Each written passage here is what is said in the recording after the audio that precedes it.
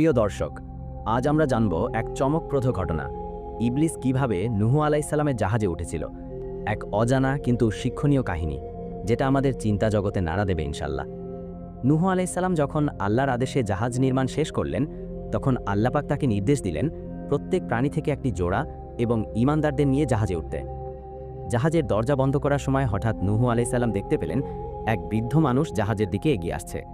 তার দাড়ি সাদা, চেহারা এক ধরনের কৃত্রিম নেককার ভাব। নূহ আলাইহিসসালাম তাকে প্রশ্ন করলেন, তুমি কে? সে বলল, আমি একজন বৃদ্ধ মুসাফির। আপনি আল্লাহর নবী, আমাকে দয়া করে উঠতে দিন। নূহ আলাইহিসসালাম বললেন, তুমি কি ঈমান এনেছ? সে বলল, আমি এখনো চিন্তা করছি, আপনাদের সাথে জাহাজে উঠেই বিশ্বাস আনব। নবী আল্লাহর দয়া মনে করে তাকে উঠতে দিলেন। কিন্তু পরে যখন অন্যান্য প্রাণীর হিসাব করছিলেন, দেখলেন একটা জোড়ার মাঝে গরমিল। একটা প্রাণী জাহাজে এসেছে, কিন্তু তার সঙ্গী নেই। সেটা ছিল খরগোশ। নূহ আলাইহিসসালাম চিন্তিত হয়ে আল্লাহর কাছে দোয়া করলেন। তখন আল্লাহ তাকে জানালেন, তোমার জাহাজে ইবলিস প্রবেশ করেছে।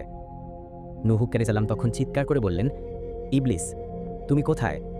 বের হয়ে আয়। ইবলিস নিজের রূপ পরিবর্তন করে এসেছিল। সে স্বীকার করল, হ্যাঁ, আমি প্রবেশ করেছি। আমি দেখতে চেয়েছি তোমার পরিশ্রমের ফল কি হয়, আর আমি আমার কাছ থেকে পেছাবো না।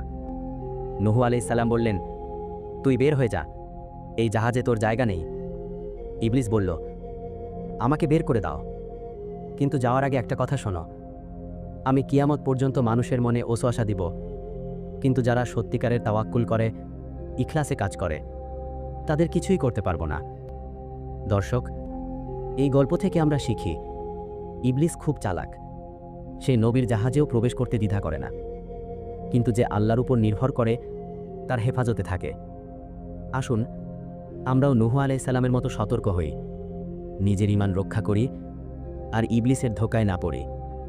যদি গল্পটি ভালো লেগে থাকে, তাহলে লাইক দিন, শেয়ার করুন এবং সাবস্ক্রাইব করে পাশে থাকুন। নতুন গল্পে আবার দেখা হবে।